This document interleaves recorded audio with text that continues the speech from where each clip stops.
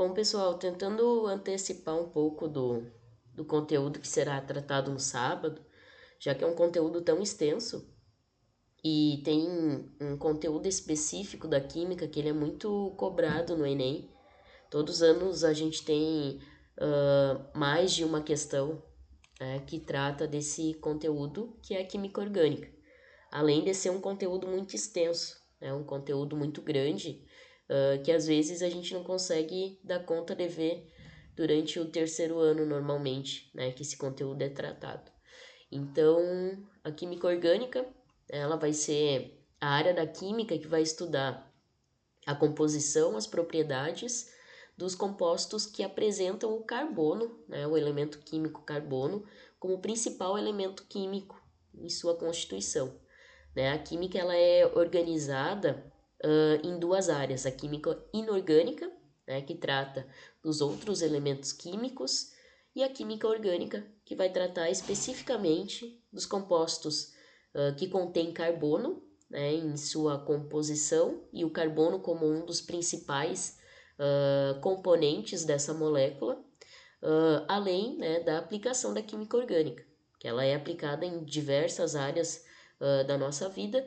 Então é uma área da química que é muito importante e bastante tratada em questões do Enem e outros vestibulares. A química orgânica ela surge a partir, né, dos estudos das substâncias que compõem os seres vivos. Né? Dentro do nosso corpo e em diferentes partes, né, do nosso organismo, a gente tem moléculas orgânicas em sua composição, principalmente as macromoléculas, né, que são moléculas muito extensas, moléculas compridas, como por exemplo, né, os carboidratos, proteínas, lipídios. Essas moléculas elas fazem parte também da química orgânica e com certeza, né, todo mundo já ouviu falar sobre esses compostos. Além disso, a química orgânica ela está presente em outras áreas da nossa vida, como por exemplo, né, na produção de fármacos, remédios, na produção de agrotóxicos, né, e também na parte da nanotecnologia, né, e especificamente, né, nos compostos de grafeno, né, que são desenvolvidos dentro da área mais tecnológica. Também a química orgânica ela tem uma relação muito forte com as questões ambientais, né, que o Enem gosta muito de trazer questões ambientais. Por exemplo, né, a química orgânica ela está presente nos compostos oriundos do petróleo. Né? Então, a gente tem aí os combustíveis fósseis, né, onde a gente tem uma grande ligação com os problemas ambientais, né, que são resultado dessa emissão de gases poluentes. Então, a química orgânica ela está nessas áreas. E com isso, ela tem uma certa importância dentro das questões do Enem. A gente tem alguns destaques, né, de temáticas da química, e a química orgânica está dentro de uma delas. Outra área da química é a química verde, né, que trata um pouco dessa questão dos biofertilizantes, né, e também da química ambiental, que daí entra essa questão dos combustíveis fósseis e dos problemas ambientais, que é um pouquinho do que eu vou destacar agora nesse vídeo. Então, trazendo algumas características do carbono, né, para a gente situar o conteúdo. O carbono ele vai apresentar uma tetravalência. Né? O que significa isso? Ele vai realizar 4 ligações. Então, ele não pode realizar nem mais e nem menos. Né? Ele vai realizar exatamente 4 ligações. Essas ligações elas podem ser múltiplas. Né? O carbono ele pode realizar ligações simples, né? Ligações duplas e ligações triplas, né? Formando 4 ligações. Então, a gente pode, né, dentro de uma molécula que contém carbono, a gente pode ter 3 tipos de hibridização. A hibridização é como essa molécula ela é organizada geometricamente, né, no espaço. As moléculas elas não ficam paradas, né, elas se movimentam. Então, elas formam, no caso, em relação à hibridização do carbono, elas vão formar, né, um certo desenho geométrico. Então, quando um carbono, né, uma molécula de carbono, ela vai realizar uma hibridização sp3, quer dizer que ela vai realizar 4 ligações simples, né? 4 carbonos ligados de forma simples com outros elementos químicos, né? Até mesmo com outros carbonos. Já uma ligação dupla, né? Ela vai realizar 2 ligações junto, né? Agora, no próximo slide, a gente vai conseguir ver um pouquinho melhor. E com essa formato, né, de hibridização sp2, ele vai formar geometricamente uma estrutura trigonal plana. Já lá na hibridização sp3, né, a gente tem uma estrutura tetraédrica. E já numa hibridização sp, né, a gente tem as ligações simples ali conectadas umas às outras, e assim por diante. Só passar aqui. Então aqui a gente tem, né, como que essas moléculas de carbono elas vão se organizar em relação às suas ligações. Um carbono, né, ele pode realizar então 4 ligações simples, né? Aqui a gente tem o formato dessas ligações simples. Essa representação de ligação, né, ela é chamada de representação bastão, né? Então a gente traça a molécula, né, através desses tracinhos aqui para demonstrar, né, que aqui em cima, aqui e aqui a gente vai ter outros elementos químicos ou até mesmo outro carbono. O carbono ele pode realizar uma ligação dupla e 2 simples, formando as 4, 2 ligações duplas, né? Então a gente tem aqui 2 ligações duplas e forma novamente as 4 ligações do carbono, uma ligação tripla e uma simples, né? Sempre cuidando para formar 4 ligações. Em relação, né, à classificação dos carbonos, tem algumas questões que elas pedem, eles dão uma molécula bem extensa, né, bem grande, e pede para que identifique a classificação de um dos carbonos especificamente, né, ou para contar quantos carbonos primários, quantos secundários, quantos terciários, quaternários tem essa molécula. Então a gente sempre tem que cuidar. Ligações, né, classificação em relação, né, a primário, secundário, terciário e quaternário é sempre entre carbonos. Aqui a gente pode ver que essa molécula ela tem tanto uma cadeia aberta, né, que é essa cadeia aqui normal, digamos assim, quanto uma cadeia fechada. Né? Essa cadeia fechada ela vai formar uma forma geométrica também. Então aqui nessa cadeia a gente tem ligações do carbono com o hidrogênio, né? Carbono com carbono. Temos ligações duplas, simples, triplas. Como que a gente vai classificar esse carbono? Sempre a classificação é entre carbonos. Então, esses vermelhinhos aqui, ó, eles são carbonos primários, porque eles estão ligados a apenas um carbono, né? Então, aqui eles ligam-se a um carbono.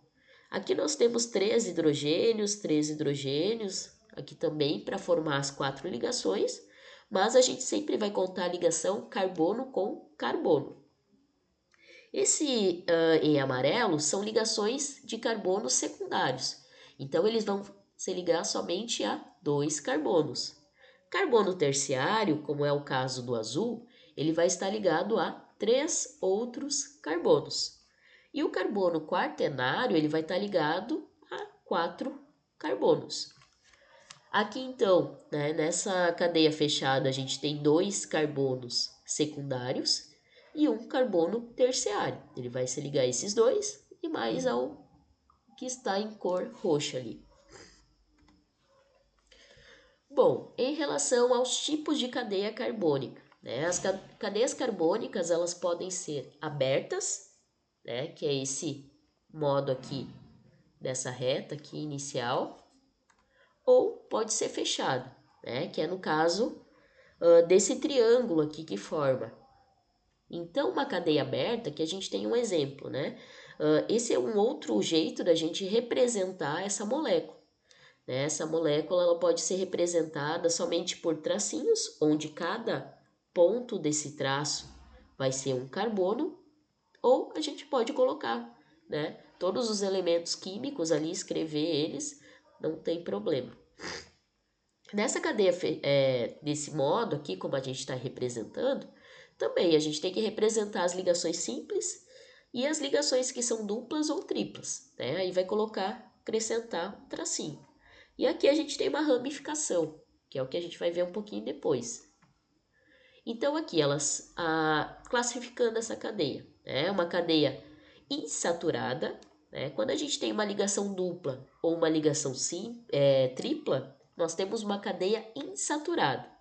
Quando nós temos uma cadeia somente com ligações simples, né? Aí a gente tem uma cadeia saturada. Aqui nós temos uma cadeia só de carbonos, né? Não é ramificada, né? Ela é uma cadeia reta, digamos assim. Aqui nós temos uma cadeia insaturada, né? Tem uma ligação tripla, e ela é ramificada, né? Esse tracinho aqui para cima representa que essa cadeia ela é ramificada, e ela é aberta, né? Porque ela não vai formar nenhuma forma geométrica ali. Já aqui a gente tem um outro exemplo, né? Uma cadeia fechada. Então, uma cadeia fechada a gente pode representar desse modo, colocando todos os carbonos ali, até interessante, para não se perder na contagem de carbonos, né? Tem algumas questões que cobram a contagem de carbonos, quantos carbonos tem naquela cadeia, né? Então, é interessante de saber disso.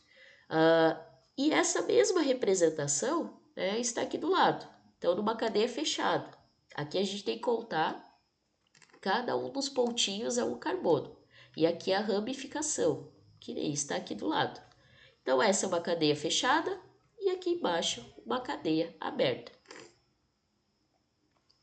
Aqui também nós temos um outro exemplo, né, uma cadeia aberta com ramificação, uma cadeia fechada e outra cadeia fechada também. Aqui um resuminho, né? As cadeias abertas e fechadas, as ligações, saturadas e insaturadas. Saturadas são simples, insaturada tem uma dupla ou tripla. Uma cadeia homogênea é somente carbono e hidrogênio. Já uma cadeia heterogênea vai ser o carbono, o hidrogênio e outros elementos químicos. Nós temos as cadeias fechadas, né, que elas podem ser do tipo aromáticas, né? O que isso quer dizer? Que vai ter essa bolinha aqui no meio. Ou não aromática. Daí vai ser geralmente os quadrados, né? As moléculas que formam esse quadrado ou um triângulo. Essa bolinha aqui no meio, ali a gente tem as ligações duplas, né, dentro dessa cadeia. Essas ligações duplas, elas não vão ficar paradas, né, elas vão se movimentar. Então, quando elas fazem esse movimento dentro da molécula, elas vão formar, né, esse círculo. Então, a gente representa, né, esse movimento ali da ligação dupla com esse ciclo ali no meio, círculo. Então, né, a gente tem dentro da química orgânica alguns grupos funcionais. Né? O que seriam esses grupos funcionais? São os diferentes tipos de elementos que podem compor uma cadeia carbônica. Né? Os compostos orgânicos mais simples são chamados de hidrocarbonetos, que são aqueles formados por carbono e hidrogênio apenas. Aí pode ser cadeia aberta, cadeia fechada, com ligação dupla ou tripla, não tem problema. Já os grupos funcionais que possuem, né, outros elementos químicos, né, a gente vai ter aqui nesse slide. Então, aqui a gente tem as funções orgânicas, tá?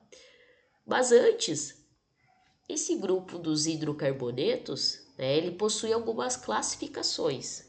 Quando a gente classifica os hidrocarbonetos em alcanos ou parafinas, são aqueles que possuem somente ligação simples. Já aqueles que possuem ligação dupla são classificados como alcenos ou alefinas. Os alcinos e hidrocarbonetos acetilênicos são aqueles que possuem uma ligação tripla. Os alcadienos são aqueles que possuem duas ligações duplas. Os ciclanos são os de cadeia fechada, somente com carbono e hidrogênio. E os ciclenos são aqueles que possuem cadeia fechada com uma ligação dupla. Os aromáticos são esses que possuem essa bolinha aqui no meio. Bom, aí a gente tem, né, a nomenclatura. A nomenclatura, ela segue, né, ela é formulada através do idioma inglês, né? Então, por isso que a gente tem uma nomenclatura bem diferente do português. Então, quando a gente tem apenas um carbono, né, ele vai iniciar com com met ali, né, com o prefixo met e o final ano, porque são ligações simples, né? 2 carbonos, etano, 3 carbonos, propano, 4 butano, 5 pentano, 6 hexano, 7 heptano, 8 octano, 9 nonano, 10 decano. E tem outras, né, denominações, mas a gente geralmente vai somente até o 10, tá?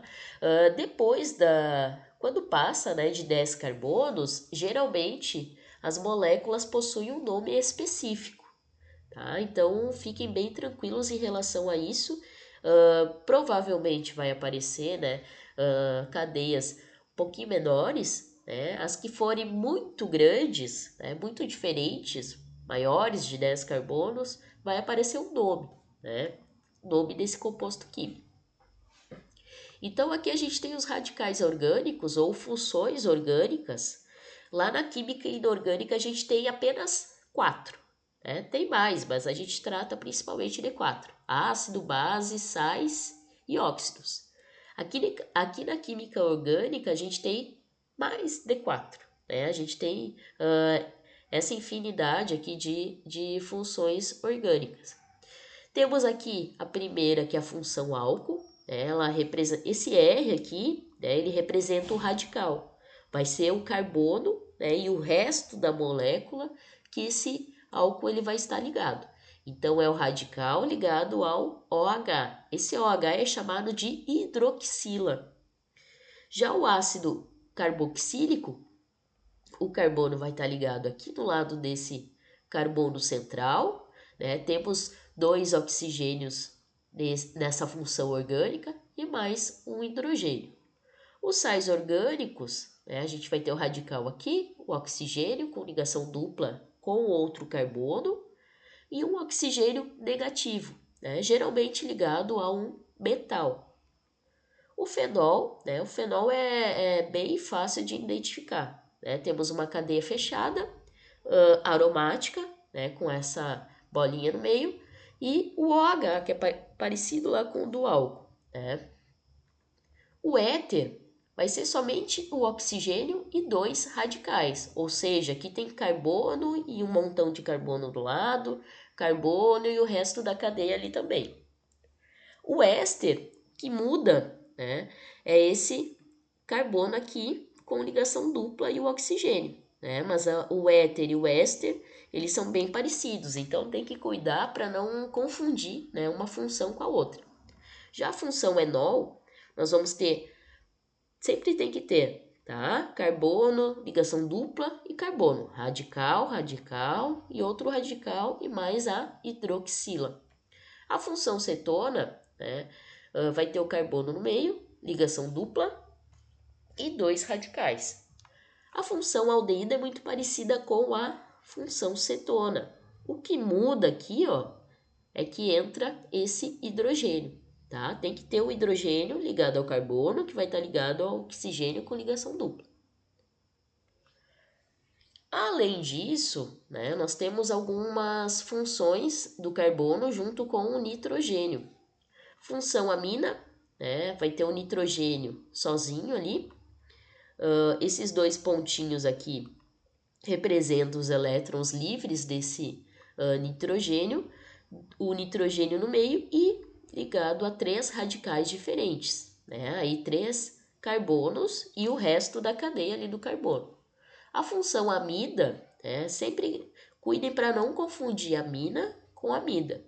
A amida, ela vai ter esse carbono no meio, o radical, o oxigênio com ligação dupla, e aí vai ligar com o nitrogênio ali. Temos a função nitrila ou cianeto, que vai ser o carbono com ligação tripla e o nitrogênio. E o nitrocomposto, que daí nós temos o radical ligado ao nitrogênio e 2 oxigênios.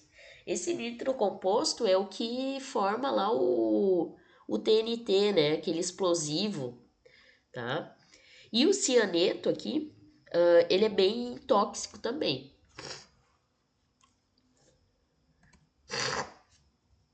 Bom, aqui nós temos algumas aplicações desses compostos orgânicos. Por exemplo, o gás de cozinha, ele é com um composto orgânico aqui, 3 carbonos, met, et, prop. O propano, ele vai estar lá dentro do gás de cozinha. Temos também aqui alguns que são usados para conservação de peças anatômicas, O que seriam peças anatômicas? Aqueles animais que ficam no laboratório, lá no vidrinho. Também eles são base de fabricação para o isopor, São usados como pesticidas na agricultura. Também estão presentes, em algumas bebidas alcoólicas, nos esmaltes. São liberados através da picada de algumas formigas, estão presentes também em produtos de limpeza, produtos para tirar mancha da pele, do rosto, e o aroma da maçã também é produzido por uma molécula orgânica, tá? Eu esqueci de dizer, mas principalmente os hidrocarbonetos, eles são muito inflamáveis, Um exemplo ali é o gás de cozinha, e também ali o isopor, Então são compostos orgânicos muito inflamáveis. Bom, aí chegamos um pouco na aplicação dessa química orgânica, e alguns temas que são tratados nessas questões do Enem, principalmente. Um deles é o petróleo, Por que o petróleo ele é tratado dentro da química orgânica? Porque a base do petróleo são os hidrocarbonetos. Então, o petróleo é formado por essa matéria orgânica, O carbono ele está presente no nosso corpo, como eu havia dito. Então, ele estava presente também nos nossos antepassados, sejam eles seres humanos, e outros animais e seres vivos. Então, o carbono ele está presente nesses compostos. Além disso, o carbono ele vai estar presente também nas plantas, através do processo de fotossíntese que elas fazem na produção de glicose. Tá? Então, quando esse material orgânico ele foi se decompondo no interior da Terra, ele foi formando o que hoje a gente conhece de petróleo. Claro que há muitos e muitos anos atrás, um processo bem demorado, mas essas substâncias que vão formar o petróleo, elas estão dentro dessa classificação dos hidrocarbonetos. Aqui a gente pode ver uma representação da onde que esse petróleo ele é encontrado. Então a gente tem uma base ali final de água salgada, em cima a gente tem o petróleo, alguns gases, chamados de gases naturais, o subsolo e aí vem o solo. Então é uma profundidade bem grande para se encontrar o petróleo e fazer essa extração. Hoje em dia o petróleo está presente principalmente nos combustíveis fósseis e na indústria. Sem alguns compostos que vêm do petróleo, não é possível que alguns processos industriais sejam realizados. Aqui, como eu havia dito, ele é encontrado nesses bolsões formados no subsolo. Não são todos os lugares que pode ser encontrado petróleo. O petróleo ele pode ser encontrado no ambiente terrestre, mas também tem algumas bases de extração de petróleo no oceano. O Brasil, inclusive, tem algumas, o petróleo, então, tem algumas características, Ele é um material, uma mistura muito viscosa, é muito denso, menos denso que a água. Ele é insolúvel na água, né? Ou seja, ele não vai se misturar com a água, né? Ele não vai se diluir na água. E ele é composto principalmente por hidrocarbonetos. Aí a gente tem aqui a extração terrestre, né, e a extração marítima desse petróleo. Como que ocorre a separação desse petróleo? Né? Como que a gente consegue obter esse petróleo e os produtos que são resultado dessa extração? Né? A gente tem aí lá naquele conteúdo provavelmente do sexto ano, primeiro ano, né, a destilação fracionada, que são os métodos de separação de mistura. Né? A destilação fracionada é o método utilizado para extração e divisão desse petróleo nos produtos que ele vai originar. Né? Então a gente tem uma coluna de extração. Essa coluna de extração ela vai trabalhar a partir, né, do aquecimento desse resíduo, né, desse material, e dependendo do ponto de fusão, né, de cada um, a gente vai obter um produto diferente. Aqui em 400 graus a gente consegue obter os óleos combustíveis, né, que é o resíduo mais pesado. Os óleos leves, o querosene depois, a gasolina e no final os gases, né, o gás natural, por exemplo.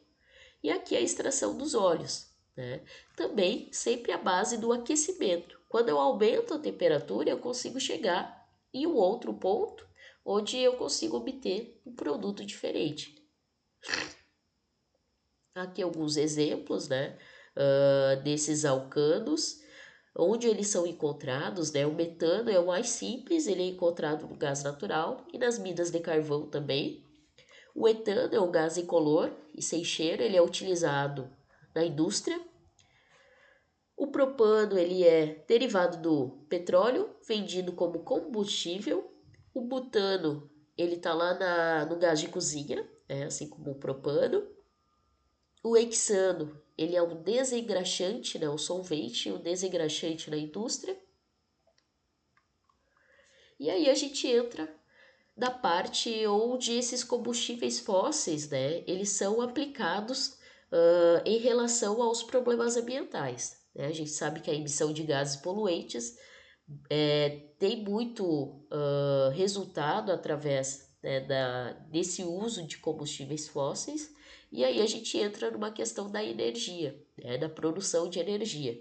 Temos as energias não renováveis, que são aquelas que vão terminar, em algum dia vai terminar, e as energias renováveis, que são ditas energias mais limpas, né, energias que ajudam a não poluir tanto o meio ambiente, energias mais duradouras, né, que não vão terminar, né, não vão ter um fim que nem o petróleo, né, que o petróleo vai chegar em um momento que não vai ter como extrair mais. Então aqui como não renovável, que são oriundas desse material, né, a gente tem o carvão, que é uma rocha orgânica constituída de carbono, e ela é utilizada em processos industriais e também domésticos. Temos o petróleo, que é essa substância inflamável, né, no estado físico oleoso, formado pelos hidrocarbonetos. Aqui então a gente tem, né, algumas vantagens em relação ao uso do petróleo, né, que é a tecnologia de exploração, né, no caso, para você extrair aquele petróleo, né, foi desenvolvida uma tecnologia muito avançada, né, e o transporte e a distribuição desse material também, que é algo que facilita, né, algo que consegue chegar a todos os lugares. Mas a principal desvantagem, né, do uso desses combustíveis não renováveis é a questão da poluição da atmosfera, né, da liberação principalmente do dióxido de carbono, que é o CO2, né, que colabora para o efeito estufa. Aí nós temos então as energias renováveis, né, que são aquelas que não vão emitir, né, uma quantidade grande de poluição. Elas têm como vantagem a redução dessas emissões de CO2, né, justamente reduzir essa poluição, e ainda reduzem a dependência energética da nossa sociedade, né, em relação aos combustíveis fósseis, porque a gente vai ter outras alternativas. né? A questão dos automóveis, a gente vê que tem uma mudança agora, carros elétricos, né, sendo desenvolvidos, buscando um valor mais acessível, né? E as desvantagens das energias renováveis é o alto custo, né? Ainda tem custo muito elevado para implementação. Então é muito elevado eu implementar um gerador eólico, né? É um custo muito alto. E ainda tem alguns impactos visuais negativos ao ambiente, e no caso do eólico, por exemplo, a gente tem a geração de ruídos, né? Que é uma energia que pode gerar um ruído muito grande para a região, né? Que ela for instalada. Aqui nós temos outros exemplos de energia renovável, né? A hidráulica, que vem da água. Essa energia hidráulica é a mesma hidrelétrica, né? No Brasil é a mais utilizada para a geração de energia elétrica, a solar, que é do sol, né?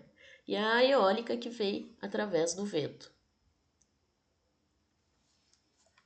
Além dessas, a gente tem outros tipos de energia, né? Por exemplo, a energia nuclear, né? Que ela é oriunda da fissão nuclear, né? De elementos químicos radioativos, né? O que é isso? Fissão nuclear. O núcleo desses elementos, ele entra em choque, né? E nesse choque, nessa fissão nuclear, é produzida a energia. Ela é muito perigosa, né? Porque os resíduos desses elementos e materiais radioativos, eles ficam por muito e muito tempo no ambiente, né? Então, são bem perigosas e é uma energia bem cara de implementar. Combustíveis fósseis, né? Através do petróleo, energia eólica, energia solar, a hidrelétrica, né, através da água, e a biomassa, né, ela pega matéria orgânica, né, que não é um resíduo fóssil, né, que não está, por exemplo, no interior da Terra, e matéria orgânica principalmente de origem animal ou vegetal, e começa, né, a ser produzido energia a partir dessa decomposição dessa matéria orgânica, né? Então a biomassa é uma energia bem interessante.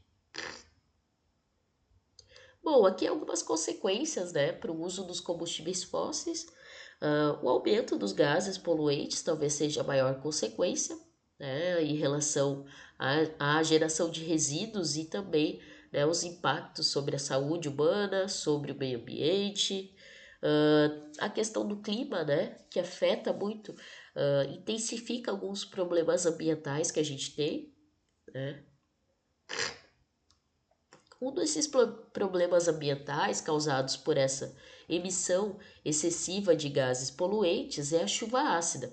A chuva ácida ela ocorre em algumas cidades, né, que tem um processo de industrialização muito grande, né, muitas indústrias, muitos carros circulando. Né? O que seria essa chuva ácida? A chuva normal ela tem uma acidez que é razoável, né, que não vai interferir em nada na saúde humana ou não vai deteriorar nenhum material. Mas a chuva ácida, como o nome mesmo diz, como esses gases poluentes, né, emitidos pela indústria, pelos carros, eles ficam retidos, né, na atmosfera terrestre, porque eles não conseguem passar, né, da primeira camada para a segunda, e com isso eles não conseguem se dissipar devido a essa grande quantidade de gases poluentes que é emitido, né? Principalmente esse óxido aqui, que é o óxido de enxofre, né? Que ele é muito poluente. Quando ele fica retido lá na atmosfera, né? Ele se mistura com átomos de hidrogênio, né? E com isso provoca, né, a emissão de uma chuva que tem uma certa acidez, né? Então ela vai formar, aqui a gente tem a reação, né? Esse óxido de enxofre vai reagir com o oxigênio e vai reagir com a água que está ali o vapor da água, né? Que está na primeira camada da atmosfera e vai formar esse ácido aqui, né? Então aqui a gente tem como identificar que é um ácido porque tem esse H na frente, né? Que é o ácido sulfúrico, se eu não me engano. O que causa, né, de problema para a gente essa chuva ácida. Nas cidades maiores, né, essa chuva ácida ela corrói materiais feitos de mármore, né, estátuas, bancos, pode corroer a lataria de carros, né? E o principal problema é quando ela entra em contato com a água dos rios, né? Que essa água dos rios ela vai tanto para o abastecimento, né, das casas, quanto, por exemplo, para as lavouras, né? E aí começa a contaminar os alimentos também. Além, é claro, da contaminação do solo, né? Através dessa acidez que é colocada por meio da chuva. Que a gente tem um esquema de como que a chuva ácida ocorre. Os gases ácidos são liberados para a atmosfera. Esses gases são transportados para cima pelo vento, né? Eles vão ficar retidos nessa primeira camada da atmosfera, né? E vão se combinar as gotículas de água e vão formar o que a gente conhece como a chuva ácida. Essa chuva ácida ela vai destruir plantas, polui solo, fontes de água e pode corroer algumas construções. Aí nós temos o efeito estufa, né, que é um dos vilões aí do meio ambiente. Né? O efeito estufa natural, né, a gente tem o processo de efeito estufa natural da Terra. Né? Ele protege a Terra em relação a essa emissão de raios ultravioletas, né, do Sol. Então ele faz essa proteção para a Terra em relação a esses raios. Também ele ajuda no equilíbrio da temperatura da Terra. Né? Ele vai aquecer naturalmente a Terra, vai ajudar no processo de fotossíntese das plantas. Quando que ele se torna o vilão? Né? Então ele vai se tornar o vilão no momento em que a gente tem os buracos na camada de ozônio. Esses buracos na camada de ozônio, eles vão resultar no que a gente conhece como aquecimento global. Né? Esses buracos na camada de ozônio, eles vão rompendo, né, o limite ali na primeira com a segunda camada da atmosfera, a gente tem a chamada camada de ozônio. Essa camada de ozônio é aqui, digamos, né, é onde o efeito estufa ele vai agir.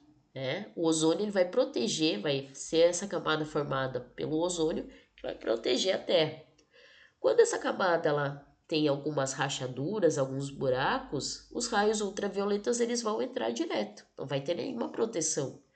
E com isso, né, vai ocorrer um superaquecimento da Terra, né, ou seja, a temperatura ela vai ter uma desregulação, né, e com isso a Terra vai superaquecer. Né, vai ter um aquecimento que não é o normal. E aí vai ser o chamado, né, aquecimento global. Aqui a gente tem um resuminho, né, deu uma comparação ali em relação ao natural e o agravado pelo homem, e aqui o aquecimento global, né, que ele é o processo de aumento da temperatura média dos oceanos e da atmosfera da Terra, causado por maciças emissões de gases que intensificam o efeito estufa originados de uma série de emissão de gases. Né? Então aqui a gente tem o esquema, né, desse processo. Né? Aqui a gente tem a primeira camada da atmosfera, a camada de ozônio. Como a poluição é tanta, ela fica retida aqui, ela não consegue passar. E quando ela consegue passar, ela causa essas rachaduras, né? Que são os chamados buracos na camada de ozônio. Quais que são os efeitos, então, desse aquecimento global? Né? O degelo das calotas polares, que é o derretimento, né, daqueles aglomerados, né, polares, a elevação do nível dos oceanos, por meio desse derretimento, né, o aumento das temperaturas, a menor disponibilidade de água no planeta, a maior ocorrência de períodos de seca, justamente por esse aumento de temperatura, a redução de oferta, né, dos recursos naturais e o desequilíbrio ecológico. Né? Aí começa a desregular todo o meio ambiente, toda a questão biológica, né, do planeta, devido a essa aceleração dessa temperatura. Bom, vamos ver alguns exercícios aqui A gente tem essa questão aqui da Mackenzie, né, de São Paulo. A hulha ou carvão de pedra resulta da transformação de árvores que ficaram soterradas durante milhões de anos, pela ação de micro-organismos e posteriormente pela ação de pressão e temperaturas muito elevadas. Formou-se um carvão que contém 80 a 90% de carbono. Assim descrita é incorreto, sempre cuide isso, né? Às vezes a gente está empolgado, daí vai lá e marca correta. Não, às vezes, né, algumas questões pedem a incorreta. É incorreto afirmar que a hulha é um carvão. Aí tem as opções aqui, né? Carvão fóssil, pobre em umidade, que contém teores mais elevados de oxigênio e nitrogênio do que de carbono, encontrado em geral em minas subterrâneas, e a letra E, rico em carbono. Né? Essa era bem óbvia. Né? Se ele é um composto de carbono, ele vai ser rico em carbono, né? E ele não vai ter um teor elevado de oxigênio e nitrogênio, né? Senão ele não seria esse composto, né, tão importante. Então sempre lembrem, né? Carvão e petróleo é sempre hidrocarboneto. Sempre vai ter mais carbono e hidrogênio. Não vai ter outras funções orgânicas junto. Então é letra E ali. Aqui tem uma descrição em relação aos tipos de carvões minerais. Né? A gente tem aqui, ó, essa questão da FUVEST de São Paulo, uma questão relacionada à separação, né, do petróleo, separação de mistura. A figura mostra esquematicamente o equipamento utilizado nas refinarias para efetuar a destilação fracionada do petróleo. Os produtos recolhidos, 1, 2, 3 e 4, são respectivamente. Essa questão aqui, ela está pedindo bem o conteúdo, né? Bem como é. Né? Então, ela pede a sequência ali dos materiais obtidos, né? Através dessa linha aqui de destilação, né? Onde a gente aumenta a temperatura, tem um novo produto, aumenta mais a temperatura, tem outro. Então, aqui a resposta, letra A, né? O gás de cozinha, que é o primeiro aqui, gasolina, óleo diesel e o asfalto, né? O resquício, o que sobra ali daquela ordem, né, de separação, vai lá para o asfalto. Né? Então, o asfalto lá, que é colocado nas estradas, é o restinho ali daquela separação, daquela mistura de petróleo. Aqui da UNEB, lá da Bahia, do petróleo podem ser separadas diversas frações contendo substâncias de pontos de ebulição distintos. O processo utilizado para a separação das frações do petróleo é, então, a destilação. Essa daqui estava bem tranquila. E aqui, né, da Unifei de Minas Gerais, o petróleo é classificado quimicamente como uma mistura, né? Então, o petróleo é classificado como uma mistura. Então, aqui a gente tem, né, um resumo um pouco desses conteúdos que envolvem a química orgânica. Ela é bem extensa, né, e ela está sempre ligada nas questões, né, a esses problemas ambientais. Também a agricultura, né, algumas questões relacionadas à agricultura ou a moléculas que estão presentes no nosso corpo, né, as macromoléculas, tá?